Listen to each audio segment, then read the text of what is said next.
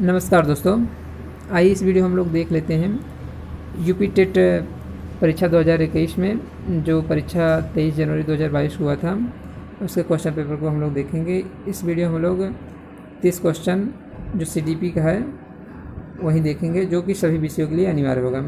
ठीक दोस्तों वीडियो शुरू करते हैं। इसमें पहला क्वेश्चन है कि मूल प्रवृत्ति की एक प्रमुख विशेषता है जो पाई जाती है केवल चूहों तथा बिल्लियों में, केवल मनुष्यों में, सभी प्राणियों में तथा जन्मजात और प्राकृतिक होती है, केवल कलाकारों में। इसका सही जवाब सी है। ठीक है, मूल प्रवृत्ति संबंधित जो विशेषताएं हैं वो किसकी देन है? मैकडूगल की है। तो क्या बताते हैं कि मूल प्रवृत्तियाँ जन्मजात होती हैं, ऐसा ही है। मूल प्रवृत्तियाँ सभी प्राणियों में एक समान पाई जाती हैं। ठीक, उसका बताया मूल प्रवृत्तियाँ आदत से भिन्न होती हैं, मूल प्रवृत्तियाँ नष्ट नहीं होती हैं। तो इसे आप देख सकते हैं। ठीक है,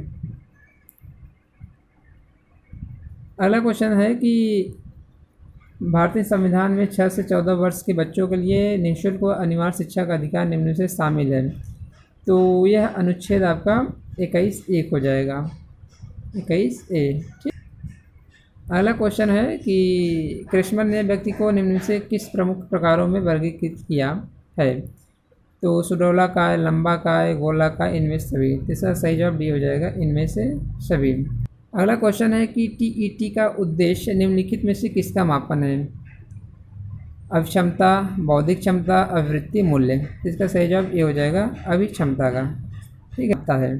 ठीक, अगला क्वेश्चन है कि संघनन का सिद्धांत निम्न में से किसकी व्याख्या करता है? स्मृति का, अधिगम का, प्रेरणा का या सृजनात्मकता का?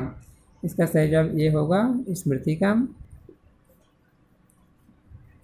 क्वेश्चन नंबर 6 है कि पिछड़े बालकों के लिए शैक्षिक लब्धि की अवधारणा किसने दी है? सोनेल, Gordon, Burton Hall, Cyril Burt. इसका सही जवाब जो हो जाएगा, सिरिल बर्ट। इसमें बर्ट ने बताया है कि जिस बालक की शैक्षिक लब्धि 85 से कम होती है उसे पिछड़ा बालक कहा जा सकता है। अगला क्वेश्चन है निम्नलिखित में से कौन सा एक उत्तम परीक्षण की विशेषताओं से भिन्न है? वैधता, विश्वसनीयता, वस्तुनिष्ठता, अभिक्षमता। इसका सही जवाब डी है, अभिक्षमता। ठीक, इसमें अगला क्वेश्चन है कि निम्न में से कौन सा बुद्धि का सिद्धांत नहीं है?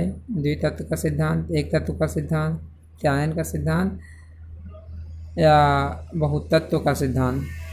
तो इसका सही जवाब सी हो जाएगा, प्रत्यागमन का सिद्धांत।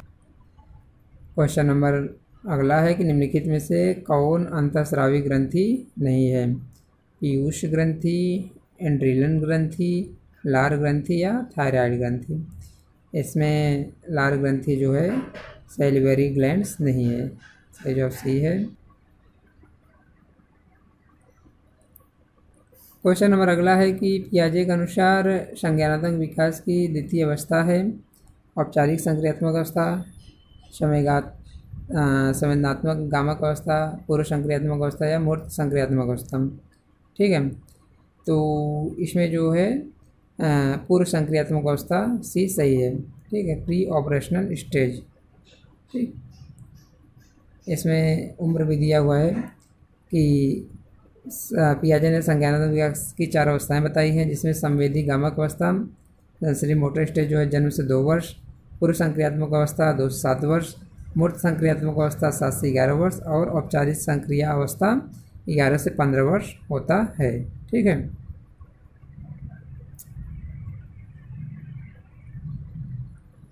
क्वेश्चन नंबर अगला है कि निम्न में से कौन सा शिक्षा मनोवैज्ञानिक की सर्वाधिक व्यक्तिनिष्ठ विधि है? बहिर्दर्शन, अंतर्दर्शन, निरीक्षण या प्रायोगिकरण? इसका सही जवाब बी हो जाएगा, इंट्रोस्पेक्शन। ठीक, अंतर्दर्शन। अंतर्दर्शन क्या है इसको देख लेते हैं। अंतर्दर्शन या आत्मनिरीक्षण विधि, आत्मनिरीक्षण का अर्थ है मस्तिष्क द्वारा अपनी स्वयं की क्रियाओं का निरीक्षण। ठीक है, क्वेश्चन नंबर अगला है कि अल्बर्ट बंडूरा निम्न से किससे संबंधित है? व्यवहारवादी सिद्धांत, सामाजिक अधिगम सिद्धांत, संज्ञानात्मक विकास का सिद्धांत या मनोलैंगिक सिद्धांत?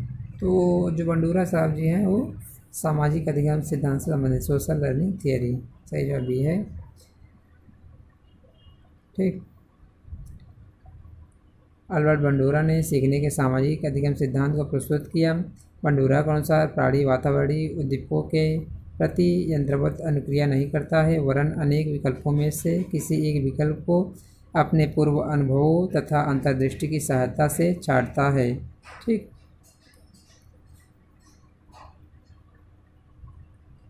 इसमें व्यवहारवादी सिद्धांत थॉर्नडाइक संबंधित है, संज्ञानात्मक विकास सिद्धांत जीन पियाजे से है तथा मनोलैंगिक सिद्धांत फ्रायड से संबंधित है। ठीक। आगे है कि अधिगम में पठार निम्न में से किस कारण बनता है? तो अभिप्रेरणा द्वारा, परिपक्वता द्वारा, थकान द्वारा, रुचि द्वारा। तो इसका सही जवाब थकान द्वारा है। इसको देख लेते हैं। राज के अनुसार सीखने की प्रक्रिया की एक प्रमुख विशेषता पठार है। ये उस अवधि को बताते हैं जब सीखने की प्रक्रिया में कोई उन्नति नहीं होती है। ठीक, मतलब कि जब व्यक्ति थक जाता है। अगला क्वेश्चन है, दर्पण चित्र परीक्षण किसे मापन हेतु प्रयुक्त होता है? अधिगम अंतरण को, अधिगम की गति को, सृजनात्मकता को या अभिरुचि को? तो इसका सही जवाब ये हो जाएगा अधिगम अंतरण को। दर्पण चित्र परीक्षण अधिगम अंतरण को मापने हेतु प्रयुक्त होता है। दर्पण चित्र परीक्षण एक मनोवैज्ञानिक मूल्यांकन है जिसका उपयोग सीखने की दर, हाथ आँख के समन्वय और न्यूरोसाइकोलॉजी स्थिति को मापने के लिए किया जाता है। यह परीक्षण सीखने की प्रक्रिया की प्रकृति की विश्लेषण और निरीक्षण करने और दृश्य, स्थानिक और अधिगम के बीच संबंधों को अध्ययन करने के लिए एक प्रयोगात्मक उपकरण के रूप में बनाया गया है, जबकि अधिगम की गति, सृजनात्मकता तथा अभिरुचि का संबंध दर्पण चित्र परीक्षण से नहीं है। ठीक।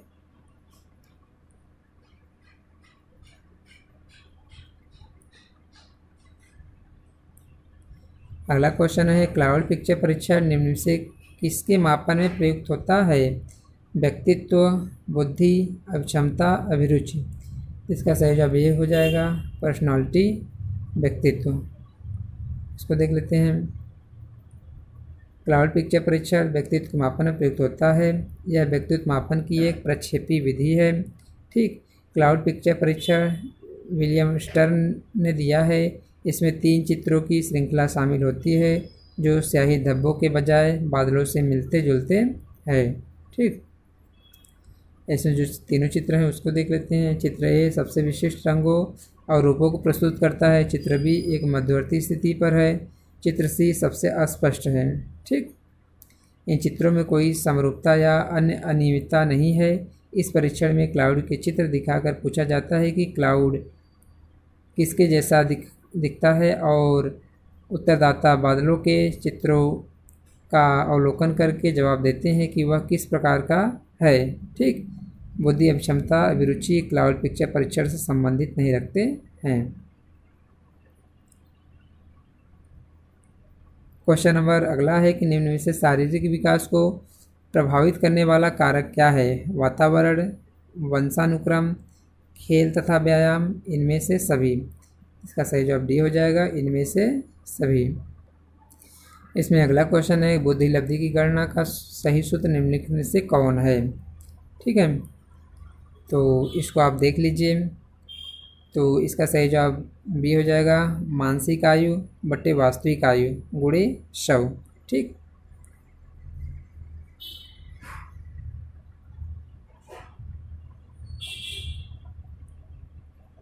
अब ये देख लेते हैं बुद्धि लब्धि को मापने के लिए जो फार्मूला था किसने दिया था। ठीक। बुद्धि मापने के लिए बुद्धि लब्धि IQ का आविष्कार मनोवैज्ञानिक टर्मन ने किया। टर्मन के द्वारा प्रतिपादित बुद्धि लब्धि की गणना का सूत्र निम्न है, बुद्धि लब्धि बराबर मानसिक आयु बटे वास्तविक आयु गुणे 100। इसको अंग्रेजी में IQ बराबर MA बटा CA × 100 बोलते हैं। ठीक। अगला क्वेश्चन है, विचारात्मक चिंतन की चर्चा निम्न में से किसकी है? रॉस की, डेवी की, वुडवर्थ की या ड्रेवर की? तो इसका सही जवाब बी हो जाएगा, DV। अगला क्वेश्चन है, आगमनात्मक तर्क के स्तरों में कौन शामिल नहीं है? प्रयोग, अवलोकन, सामान्यीकरण या कल्पना? इसका सही जवाब डी हो जाएगा, कल्पना। अगला क्वेश्चन है, सीखी गई बात को धारण और पुनः स्मरण करने में असफल होना स्मरण है, विस्मरण है, धारणा है या चिंतन है? तो इसका सही जवाब बी हो जाएगा, फॉरगेटिंग, विस्मरण। अगला क्वेश्चन दिया हुआ है कि 5 वर्ष के मोहन की मानसिक आयु 8 वर्ष है, उसकी बुद्धि लब्धि कितनी है? तो इसका सही जवाब 160 हो जाएगा। ठीक, इसको निकालने का सूत्र भी दिया हुआ है, बुद्धि लब्धि वाला सूत्र है, उसके अनुसार निकाल लेते हैं। बुद्धि लब्धि IQ बराबर मानसिक आयु बटा वास्तविक आयु गुणे 100।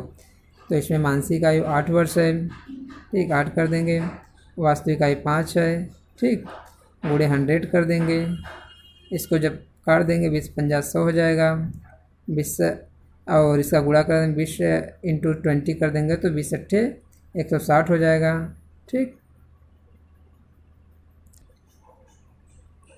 क्वेश्चन नंबर अगला है, इनमें से कौन सा IQ स्तर मंदबुद्धि बालकों का प्रशिक्षण योग्य IQ स्तर कहलाता है? 50 से 69, 70 से 79, 36 से 49 या 35 एवं निम्न? इसका सही जवाब सी हो जाएगा, 36 से 49।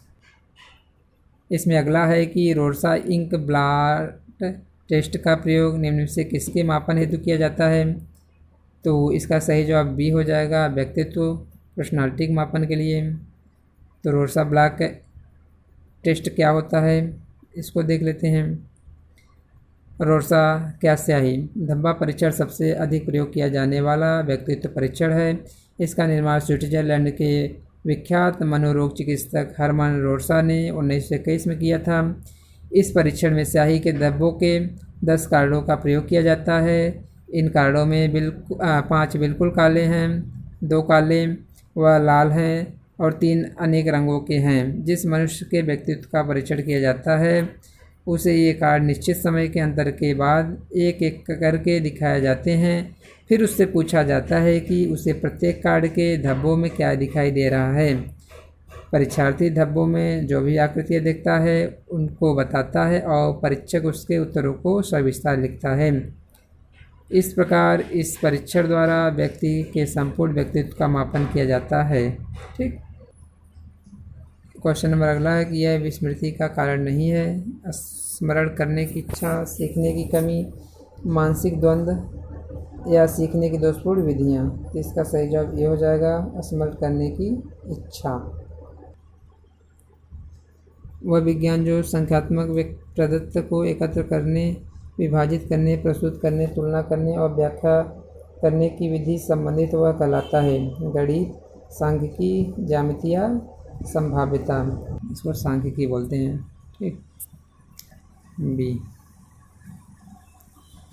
क्वेश्चन नंबर अगला है, निम्नलिखित में से कौन शेष से भिन्न है? 60 FEF, TAT, रेवन का परीक्षण, ड्रा एमाइन परीक्षण? तो इसका सही जवाब सी हो जाएगा, रेवन का परीक्षण। क्वेश्चन है 7, 8, 9, 10, 11, 12 का मध्यांक है। यहाँ मध्यांक निकालने का फार्मूला है, मध्यांक बराबर n+1/2। ठीक, तो n की संख्या कितनी, टोटल जो नंबर्स हैं इसमें 6 हैं। ठीक, 6 + 1/2 कर देंगे, वह पद रहेगा। तो यहाँ 7 में 2 भाग 3.5 आएगा ना। तो जब 3.5 आएगा 3.5, तो 3.5 9 और 10 के बीच में होगा। तो हम क्या करेंगे, इसमें 9 और 10 को जोड़ लेंगे। 9 और 10 को जब जोड़ लेंगे और उसको 2 से भाग दे देंगे, 9 10 19 हो जाएगा, + 2 9.5 हो जाएगा। ठीक, तो आपका राइट आंसर डी हो जाएगा यहाँ पे 9.5। ठीक,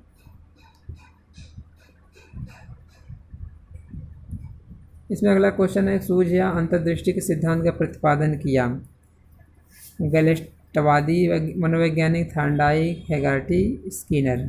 इसका सही जवाब ये हो जाएगा, गैलेस्टवादी मनोवैज्ञानिक। ठीक, ये क्या है, सूझ या अंतर्दृष्टि का सिद्धांत क्या है, इसको देख लेते हैं। सूझ या अंतर्दृष्टि के सिद्धांत के प्रमुख समर्थक गेस्टाल्टवादी हैं। इनके मतानुसार व्यक्ति या प्राणी संबंध प्रतिक्रिया तथा प्रयत्न और भूल से न सीखकर सूझ द्वारा सीखते हैं। सर्वप्रथम प्राणी अपने आसपास की परिस्थिति के विभिन्न अंगों में पारस्परिक संबंधों की स्थापना करता है, संपूर्ण परिस्थितियों को समझने का प्रयास करता है तथा उसके अनुसार अपनी प्रतिक्रिया करता है। ठीक, अब इसमें है कि गेस्टाल्टवादियों में प्रमुख मनोवैज्ञानिक कौन कौन है। इसमें कोहलर है, पोप्पा है और वर्दीमर है, जबकि थॉर्नडाइक, हेगार्डी तथा स्किनर सूझ सिद्धांत संबंध नहीं रखते हैं। ठीक, क्वेश्चन नंबर अगला है कि मैकडूगल के अनुसार प्रत्येक मूल प्रवृत्ति से संबंध होता है संवेग, संज्ञान, संवेदना, कल्पना। इसके सही जवाब ये है संवेग। विलियम मैकडूगल ने मूल प्रवृत्तियों को 14 भागों में बांटा है। मूल प्रवृत्तियाँ हैं संबंध, संवेग है। ठीक है, इसका 14 रूप है, इसको देख लीजिए। पलायन का भय हो जाएगा, युत्सा का क्रोध, निवृत्ति का घृणा, वात्सल्य का पुत्र कामना, शरणागति का कष्ट, जिज्ञासा का आश्चर्य, काम प्रवृत्ति का कामुकता, दैन्य भाव का आत्महीनता, आत्मस्थापना का आत्माभिमान, सामूहिकता का एकाकीपन, भोजनान्वेषण का भूख, संग्रहण प्रवृत्ति का अधिकार भावना, रचनाकृति भाव, हास्य का आमोद। ठीक, तो हमारा ये अब लास्ट क्वेश्चन रहेगा 2021 के क्वेश्चन पेपर का।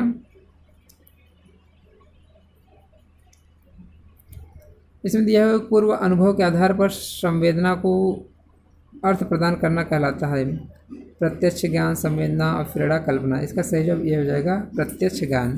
ठीक है, तो ये था दोस्तों यूपी टेट सीडीपी का टोटल 30 क्वेश्चन। ठीक है, आगे वाली वीडियो हम लोग और क्वेश्चन को देखेंगे। ठीक है, तो वीडियो जैसा भी लगा हो आप लोग ज़रूर बताइएगा। धन्यवाद।